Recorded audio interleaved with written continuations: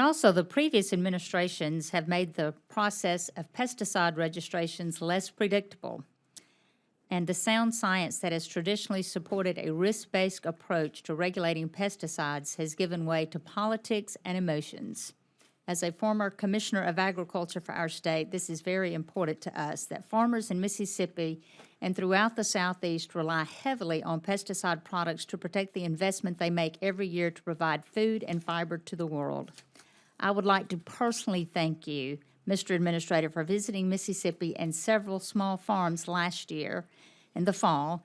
I further commend your leadership at EPA in resetting the intent for the federal Insecticide, Fungicide, and Rodenticide Act's risk-based approach to regulating pesticides and reestablishing a predictable regulatory process for the registration of these very critical products to farmers and ranchers and everyone else.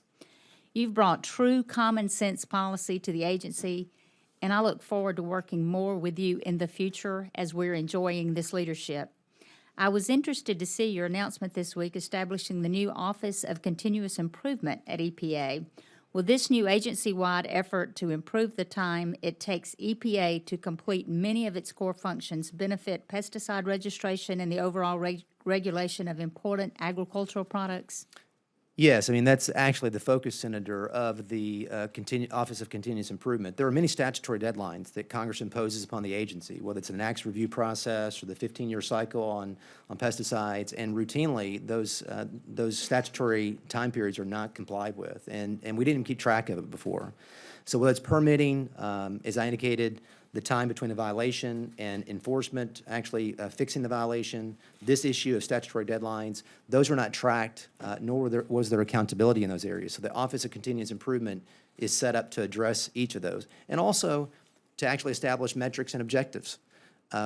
We spent some time last year in the third and fourth quarter talking to each of our program offices and having them identify on air attainment as an example under NACS, what is the objective that they want to achieve on the next 3 to 5 year period, and actually setting those goals in place and tracking those on a daily basis. So I'm very encouraged by that process, and hopeful that it will yield results as we go forward.